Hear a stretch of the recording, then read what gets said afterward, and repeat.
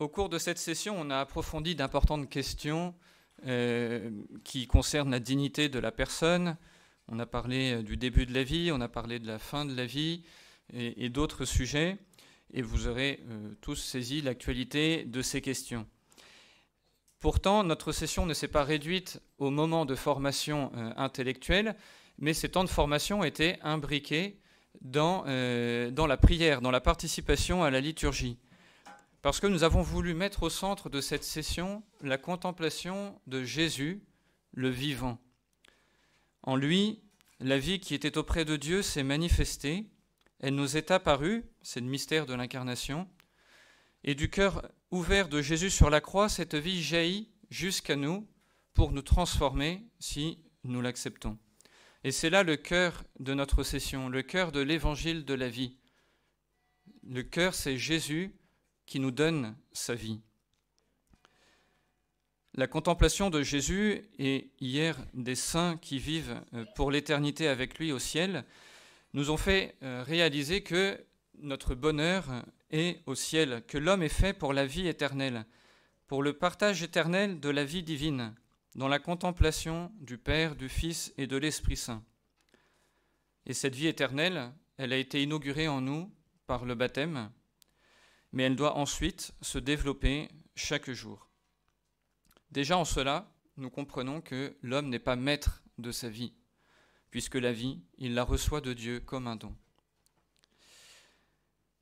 Au cours de cette session, nous avons aussi pris conscience, peut-être davantage, de l'existence d'un grand combat entre ce que Jean-Paul II appelle les cultures de la mort et les cultures de la vie. Il parle d'une conspiration contre la vie. Ce combat n'est pas surprenant, on le trouve dans l'Écriture, dès le premier livre, la Genèse, et jusqu'au dernier, l'Apocalypse. On le trouve dans la vie du Seigneur, qui est passé par la mort avant de pouvoir ressusciter et remporter la victoire. Il n'est donc pas étonnant que nous aussi, nous soyons aux prises avec ce combat. Ce combat, on l'a expliqué, je ne vais pas revenir davantage dessus. On pense à tout ce qui a trait aux attentats contre la vie, donc avortement, euthanasie, la multiplication des guerres, quelque chose auquel on pense moins, mais qui est très important, justement parce que l'homme est un être spirituel fait pour le ciel. Eh bien, le combat regarde tout ce qui empêche le développement de notre vie intérieure. La civilisation du plaisir, du bruit dans laquelle nous sommes, de la distraction incessante, notamment par les réseaux sociaux, tout cela forme ce que Bernanos appelait une sorte de conspiration contre toute forme de vie intérieure. Et tout cela aussi empêche l'homme de parvenir, de réaliser le plan de Dieu sur lui. Il faut donc prendre conscience que notre monde n'est pas chrétien et que notre agir ne doit pas se modeler sur le monde présent, comme le demande saint Paul. Alors justement, dans cette situation où nous allons retourner dans ce monde, que faire ? Comme disait un tristement célèbre homme politique russe, Lénine. Notre session ne sera pas un feu de paille si nous accueillons l'invitation de saint Jean-Paul II à nous faire, chacun selon notre vocation, les apôtres d'un tournant culturel. C'est une expression que Jean-Paul II emploie dans Evangelum Vitae.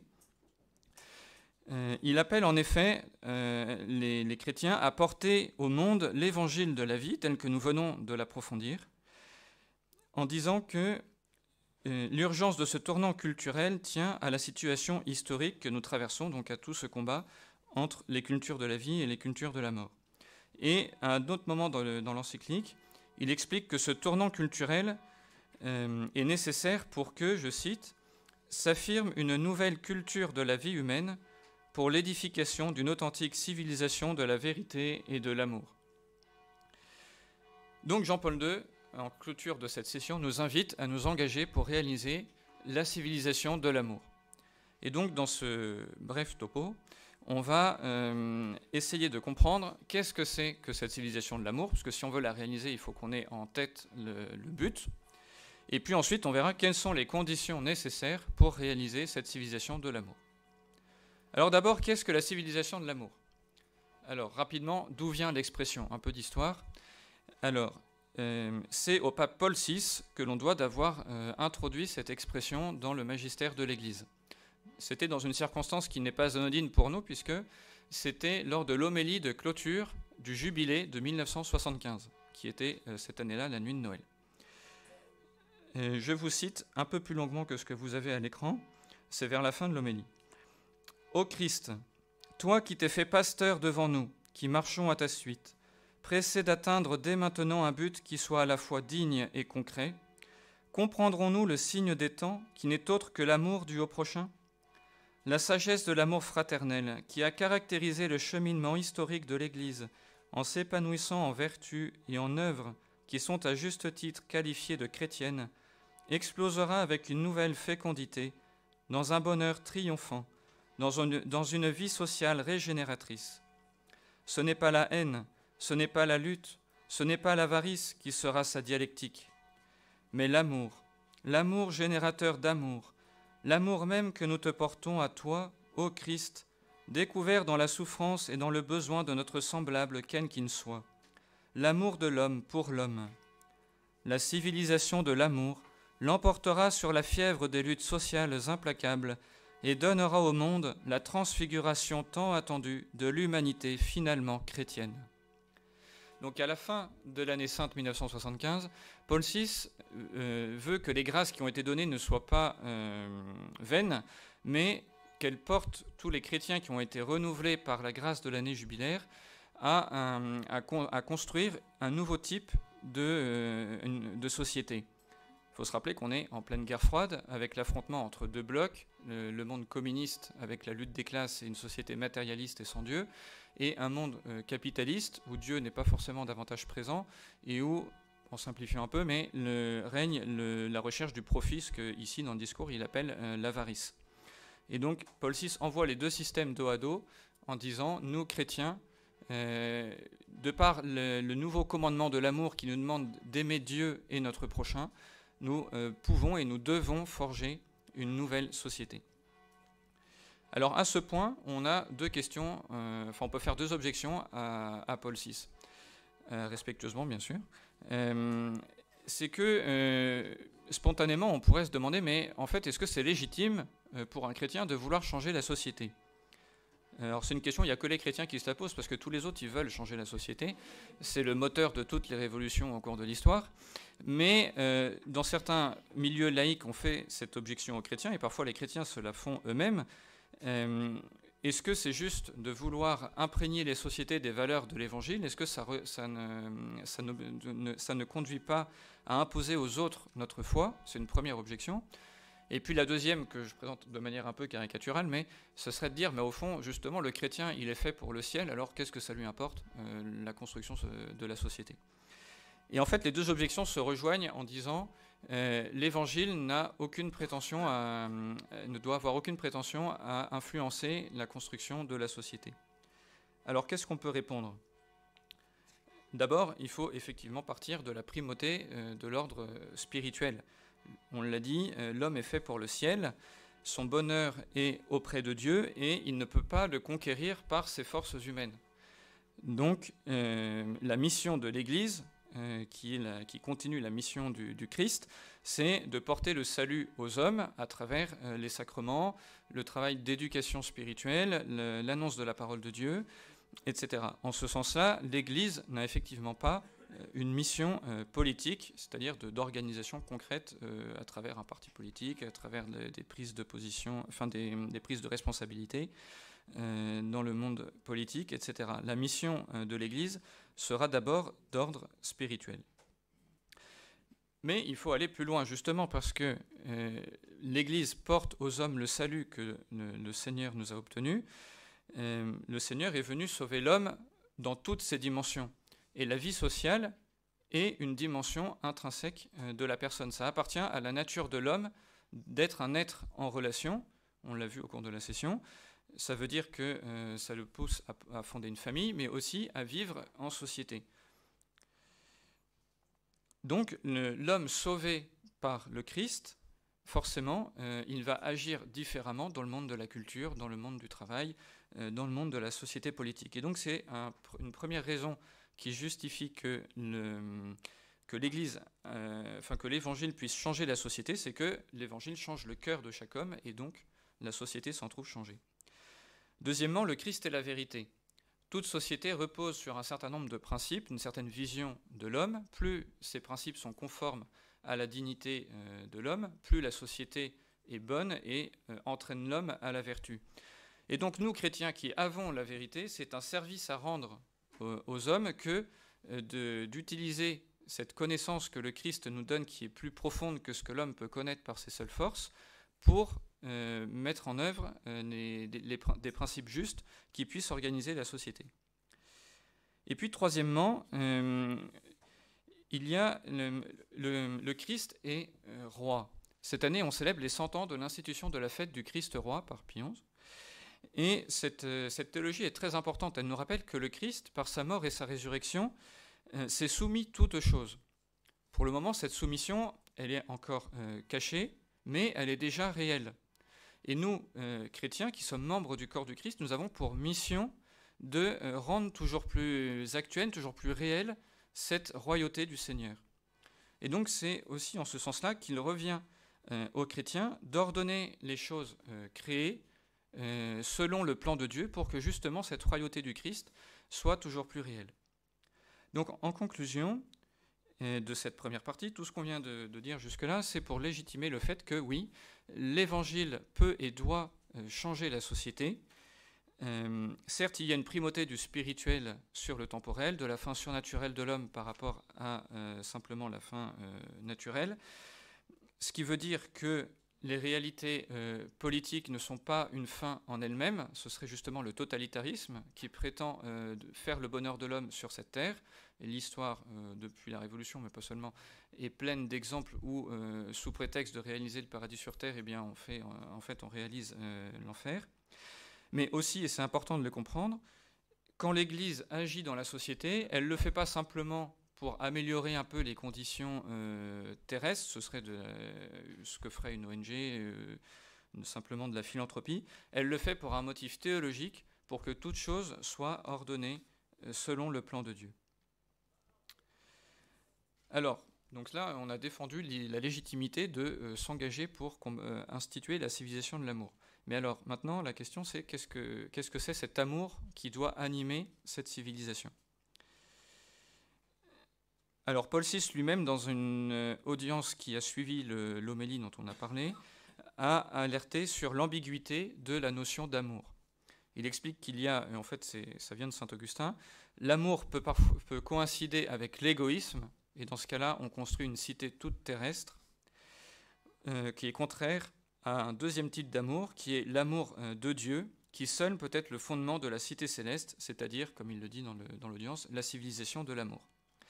Ici, notre père fondateur mettait souvent en garde contre la grande misère de l'amour humain, c'est-à-dire l'homme qui cherche à aimer par ses seules forces, puisque notre cœur est blessé par le péché originel, et donc les tendances de l'égoïsme sont présentes. Il nous appelait à distinguer entre l'amour comme Jésus aime et l'amour sentimental. Et la civilisation de l'amour, ce sera justement ce triomphe de l'amour comme Jésus aime. Jean-Paul II, aux jeunes de France, mais à tous les jeunes en 1980, avait dit, Père Bernard, il me semble, l'a cité, il appelait les jeunes à lever les yeux vers Jésus-Christ, parce qu'il est l'homme qui a le plus aimé, le plus consciemment, le plus volontairement et le plus gratuitement. Tous, nous cherchons à aimer, nous pensons que c'est l'amour qui va nous apporter le bonheur plénier, mais nous avons du mal à comprendre qu'est-ce que c'est véritablement que l'amour, justement en raison des blessures de notre cœur à cause du péché originel. Eh bien, si nous voulons savoir ce qu'est l'amour, nous devons fixer les yeux sur Jésus. C'est lui qui nous montre ce qu'est vraiment aimer. Et si nous voulons avoir un résumé de cet amour selon le cœur de Jésus, eh bien, ce sont les béatitudes qui nous le donnent. Les béatitudes, on peut dire que c'est le portrait de Jésus. Et donc nous sommes appelés à faire passer ce portrait dans nos vies. Alors, Père Bernard a déjà explicité le contenu des béatitudes, alors je ne vais pas le reprendre, vous l'aurez dans le texte écrit. Ce que l'on peut souligner, c'est que les béatitudes sont paradoxales. elles mettent en premier plan des attitudes qui sont le contraire de ce que le monde, lui, encourage. Quand on dit bienheureux les doux, bienheureux les cœurs purs, bienheureux ceux qui sont persécutés, ceux qui pleurent, évidemment, ce n'est pas le système, la hiérarchie des valeurs que le monde nous propose. Et justement, dans l'Evangelium Vitae, Jean-Paul II appelle les chrétiens à renverser le système des valeurs, à mettre en premier l'être sur l'avoir, la personne sur les choses, le bien et la vérité contre le pragmatisme ou le relativisme. Donc, en fait, quand on se laisse transformer par la grâce qui nous configure à Jésus, qui nous donne de pouvoir aimer comme Jésus a aimé, eh bien, on devient en fait une sorte de révolutionnaire parce que on inverse les valeurs sur lesquelles le monde voudrait fonder la vie sociale. Et c'est cet amour-là qui est appelé à imprégner la société. Alors ça ne veut pas dire que la civilisation de l'amour, ce sera une société globale et universaliste, mondialiste, où tout le monde ce sera tout le monde pareil, parce que l'amour, justement, va respecter les particularités propres à chaque culture, à chaque peuple, mais elle va les imprégner de l'intérieur pour les élever et les ordonner selon ce que Dieu veut. Alors si on en reste là, vous pourriez dire bon, c'est très beau, il faut aimer son prochain, c'est magnifique, mais pour organiser l'économie, la diplomatie, donc la relation entre les États, le monde du travail, est-ce que ça suffit ? Alors les papes, lorsqu'ils parlent de la civilisation de l'amour, ils l'accompagnent de 5 piliers qu'on va présenter très rapidement. La liberté, la vérité, la justice, l'amour et le respect de la vie.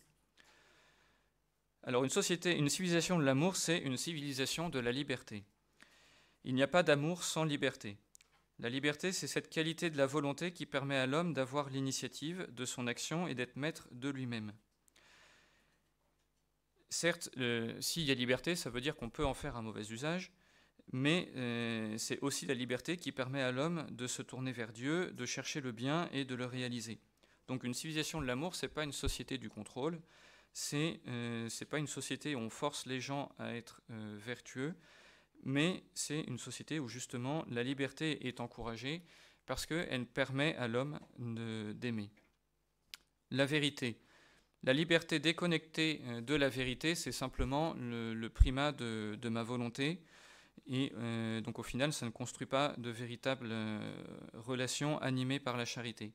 L'homme est fait pour connaître le vrai, et en dernière analyse, cette vérité, c'est le Christ lui-même. Et c'est dans la mesure où l'homme va accueillir cette vérité qu'il va l'approfondir, qu'il va réaliser sa vocation profonde. La justice nous fait nous insérer dans un ordre que nous n'avons pas créé.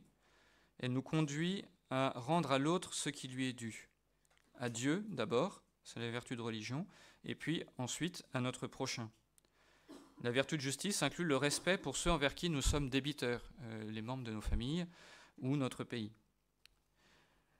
Alors l'amour, c'est un peu une lapalissade de dire que la civilisation de l'amour, elle est basée sur l'amour, mais c'est parce que la justice toute seule ne peut suffire à animer une société. Elle a besoin de la charité. Dans la justice, on donne à l'autre ce qui lui revient. Dans l'amour, nous donnons nous-mêmes à l'autre. Donc il y a quelque chose de plus. Et puis le respect de la vie, puisque l'amour commence par respecter cette vie qui nous est donnée en don, et d'abord donc la vie des plus faibles, de l'enfant à naître, du vieillard qui doit trouver sa place dans la société pour apporter ce qu'il ne peut lui apporter, de la personne handicapée qui elle aussi a quelque chose à apporter à la société, et puis ici bien sûr la famille a un rôle particulier à jouer. Donc la civilisation de l'amour est un type de société bâtie sur le commandement de l'amour, aimer Dieu d'abord et son prochain comme lui-même. Alors, maintenant, la question qui reste, c'est comment on édifie cette civilisation de l'amour ? Qu'est-ce que l'on doit faire pour qu'elle advienne ? Alors, on verra d'abord du côté de l'homme qu'est-ce qu'il faut faire, et puis ensuite, qu'est-ce que fait le bon Dieu pour nous aider. Du côté de l'homme, eh bien, il faut d'abord que cette révolution de l'amour, nous la vivions nous-mêmes, en première personne. Donc nous sommes appelés à ouvrir nos cœurs à la charité, donc à la grâce que Dieu déverse en nos cœurs pour nous rendre capables d'aimer comme lui-même a aimé. Donc cela veut dire s'ouvrir à la vie selon les sacrements, donc déjà recevoir la vie de la grâce par le baptême. L'Eucharistie a une importance particulière puisque c'est le sacrement de l'amour qui nous permet de recevoir, d'être configuré au Christ qui vient en quelque sorte aimer à travers nous. C'est le Christ qui aime les autres en nous. Et puis, cette vie spirituelle, il faut qu'elle grandisse, donc à travers la prière personnelle, la méditation quotidienne de la parole de Dieu, la prière du chapelet qui nous fait contempler les mystères de la vie du Seigneur pour que nous puissions les imiter. Voilà. Et puis, tout cela, et donc, tous ces aspects spirituels sont très importants, mais ça ne serait rien sans le combat spirituel. On l'a dit, ce combat il y a un combat contre l'amour vrai, et ce combat, nous l'expérimentons d'abord dans notre cœur, et le combat spirituel nous permet de mener ce combat. Et le Père ici insistait beaucoup pour dire il n'y aura pas de civilisation de l'amour sans que les chrétiens développent un esprit d'ascèse, de lutte pour acquérir la vertu et laisser la vie de la grâce se développer en eux. Une fois qu'on a fait ça, et tout en continuant à le faire tous les jours de notre vie, on peut s'engager dans la vie sociale. Et même, on l'a dit, ça appartient à notre nature humaine. On va devoir trouver un travail, fonder une famille si on y est appelé. Et puis ensuite, il y a tous les engagements qu'on peut prendre au niveau de la vie sociale, amicale, les loisirs. Et donc tout cela doit être fait dans un esprit chrétien. Il n'y a pas deux domaines, le domaine spirituel, je suis chrétien le dimanche, et à côté le domaine profane, mais la vie spirituelle imprègne tout le reste. Et les papes ont appelé les chrétiens à veiller à leur unité de vie. C'est un concept très important que Jean-Paul II utilise dans l'exhortation Christi Fideles Laici, qui est un texte centré sur la vocation des laïcs dans l'Église et dans le monde. Donc l'unité de vie, c'est un appel pour que les chrétiens imprègnent toute leur vie professionnelle, encore une fois, amicale, loisirs, etc., de la grâce, de la charité, de la vie selon l'Évangile. Alors bien sûr, la contribution à la vie, à la civilisation de l'amour, elle sera différente selon que l'on est religieux, selon que l'on est marié ou prêtre, mais chacun a un rôle à jouer pour que vienne ce triomphe de l'amour. Mais tout cela serait vain si le ciel n'était pas avec nous. Le psaume 126 nous dit « Si le Seigneur ne bâtit la maison, les bâtisseurs travaillent en vain ». L'action de l'homme porte du fruit seulement dans la mesure où elle est soutenue par la grâce, portée par la grâce, et qu'elle trouve sa fin en Dieu. Puisque l'amour qui doit fonder la civilisation de l'amour, c'est l'amour selon Dieu, c'est la charité, donc une vertu théologale, alors elle n'adviendra pas sans une action spéciale de Dieu. Alors plus précisément, Dieu est à l'œuvre dans l'histoire. Jésus nous dit dans l'Évangile « Mon Père est sans cesse à l'œuvre », c'est la providence. L'histoire n'échappe pas au plan de Dieu, mais Dieu agit par des voies que nous ne connaissons pas, que nous avons du mal à comprendre, mais il dirige l'histoire vers sa fin, et la fin, c'est le retour du Christ dans la gloire avec la victoire du bien, de la vérité, de la lumière. Le Christ, bien sûr, est toujours présent au milieu de nous, il l'est par son Église, et il cherche sans cesse des instruments pour répandre le règne de son amour. Il est déjà victorieux, et ça, c'est la source de notre espérance.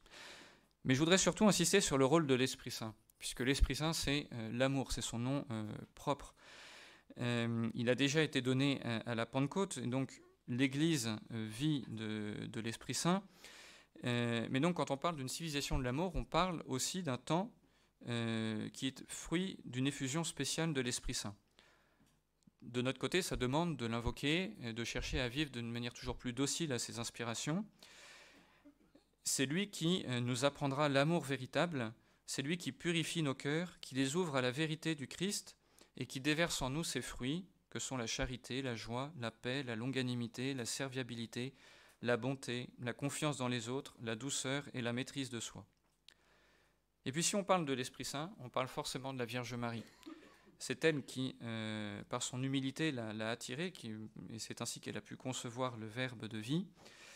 Et la Vierge Marie continue aujourd'hui à agir dans les cœurs pour nous rendre toujours plus dociles à l'Esprit Saint et pour que vienne cette civilisation de l'amour. On dit qu'elle est la mère du bel amour et elle veut éduquer nos cœurs à la ressemblance de son cœur immaculé. Elle veut que nos cœurs soient comme le sien, des cœurs simples et dociles, obéissants, purs, forts, vigilants. Et c'est seulement dans la mesure où nous entrons dans le refuge de son cœur immaculé qu'elle peut nous former à cet amour, qu'elle peut nous rendre dociles à l'Esprit Saint en vue de faire advenir cette civilisation de l'amour. Alors pour terminer, demandons-nous si finalement tout ça, c'est donc le désir d'instaurer cette civilisation de l'amour, on peut l'espérer vraiment, ou bien est-ce que c'est une belle utopie que l'Église a inventée pour nous aider à ne pas tomber dans le désespoir, mais au fond, on est un peu comme ceux qui espèrent les lendemains qui chantent, on ne sait jamais si ça va venir ou pas. Alors d'abord, on peut dire, devant Dieu, nos efforts ne sont jamais vains. Sainte Jeanne d'Arc disait, les hommes combattront et Dieu donnera la victoire. Historiquement, on peut voir certaines périodes de l'histoire où il y a eu un triomphe plus grand des valeurs de l'Évangile. On peut penser à la conversion de l'Empire romain préparée par une armée de martyrs, mais permise par une action merveilleuse de Dieu qui apparaît à Constantin. On peut penser à la Renaissance carolingienne au IXe siècle ou au temps des cathédrales, par exemple. Mais on peut sans doute faire quelque chose, enfin un pas de plus. C'est une lecture personnelle des événements, mais je vous la partage. On peut remarquer déjà que l'expression civilisation de l'amour est apparue au XXe siècle. Et donc peut-être pour dire quelque chose de vraiment spécifique au temps que nous traversons, dans lequel nous sommes entrés plus ou moins depuis la Révolution française, les Lumières. On peut considérer d'abord l'appel des papes depuis Léon XIII à renouveler notre dévotion à l'Esprit Saint, à intensifier notre dévotion à l'Esprit Saint. Et ça, c'est corroboré aussi par des saints comme Sainte Elena Guerra ou Sainte Conchita. On peut considérer aussi la croissante intervention de la Vierge Marie dans l'histoire, avec une augmentation depuis le XIXe siècle de ses apparitions. Au XXe siècle aussi, on a vu la naissance de nombreux nouveaux charismes centrés sur l'adoration, sur la dévotion à la Sainte Vierge, sur l'éducation humaine ou spirituelle, le soin des plus pauvres, de ceux qui souffrent.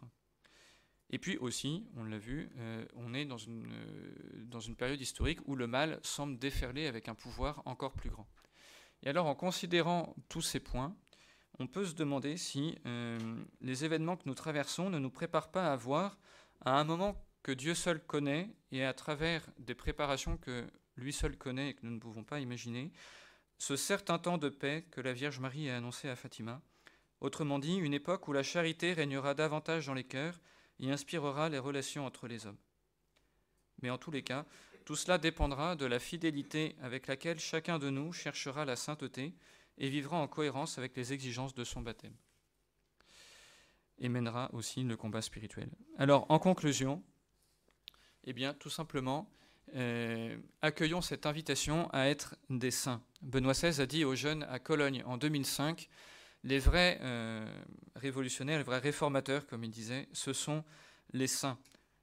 L'histoire nous a laissé un certain nombre de totalitarismes qui ont voulu transformer le monde, mais ce ne sont pas les totalitarismes, ce n'est pas l'idéologie qui libère l'homme, qui sauve le monde, mais c'est seulement le fait de se tourner vers le Dieu vivant, qui est notre Créateur, le garant de notre liberté, le garant de ce qui est véritablement bon et vrai. La révolution véritable consiste uniquement dans le fait de se tourner sans réserve vers Dieu, qui est la mesure de ce qui est juste et qui est, en même temps, l'amour éternel. Qu'est-ce qui pourrait bien nous sauver, sinon l'amour ? Alors, accueillons cet appel à devenir des âmes aimantes, à devenir nous aussi des apôtres de l'amour. C'est ce à quoi Mère Marie-Augusta nous appelle, nous dans la communauté, mais pour que nous puissions vous y aider. Alors, comme disait Mère Marie-Augusta, soyons tout amour et nous vaincrons. Il suffit d'un seul apôtre de l'amour pour sauver le monde entier du naufrage.